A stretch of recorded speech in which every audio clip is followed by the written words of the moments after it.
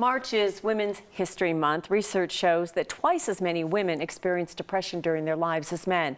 So for Women's History Month, we are joined by our mental health expert, Dr. Sheryl Ziegler, to highlight some of the public figures that are advocating for mental health. And these are women that are willing to step forward and put a face and a voice to this issue. Absolutely. And, you know, maybe we're kind of getting used to these things now, but this is really a big deal for people to talk about their mental health, depression. So starting with Simone Biles, if you remember back at the Olympics, right? The world was wondering what was going on, and she prioritized her mental health over she could have had all these breaking records and all of these things at the Olympics, but said, I really need to focus on my mental health. And I love how she couched it as it's her overall health, right? She was getting up there doing things that were defying what anybody can really do. And so that really brought to light that piece between athletes not prioritizing their performances, but prioritizing their mental health. So Simone Biles, huge champion. She also supports a cause called something like Friends of Children. And it's about mentoring, because she was, you know, in the foster care system and all that, mentoring, having paid mentors for foster care children. So that's her. Then there is Selena Gomez, who's been really vocal about her bipolar depression diagnosis. And she co-founded in 2022 a company called Wondermind. And so it's this multi-level platform where they, if you haven't followed it, it's really great. And they talk about mental health. They have expert-backed kind of stories. They bring on celebrities. It really covers everything. And so she's really putting herself and putting her money behind what she really believes in, mental fitness, she calls it. And then there's also Lady Gaga.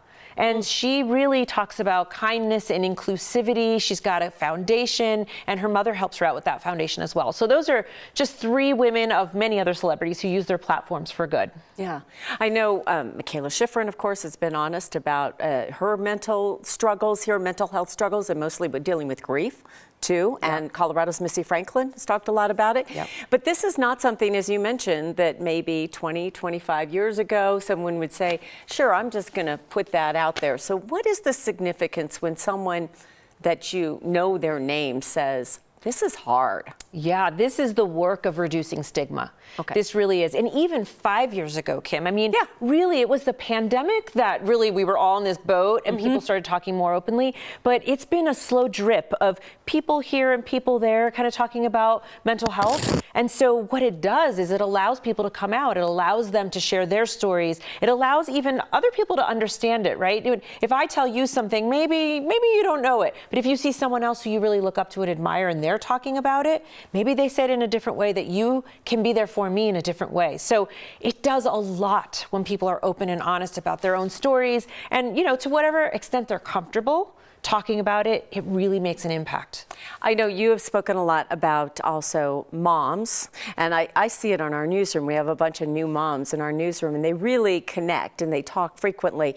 And I think that's so critical too, because that first year or two is so hard, and there's a lot of guilt associated with the fact that you might not be feeling happy. Absolutely. And postpartum depression, right? That's something that had incredible stigma around it. And more people are talking about it. More people are being open and honest about, even at baby showers, I think people are saying, hey, we don't expect that you're going to be all okay this first year. This is hard. We don't any longer as much glorify it and just look at it through a single lens of how positive it's going to be, but rather really widening that lens, being honest about postpartum depression, about the hormones, and just about how it might not be the most wonderful, perfect time of your life. And that's normal. That's okay. Right. But we also need to be there for them and be good friends and supporters. Yeah, women are good at that, so we just need to continually check in with everyone. Thank you, Dr. Ziegler. Those are some good names to hang on to and how they've changed our view of this whole thing. Mental health is your physical health. It's all together. It's all health.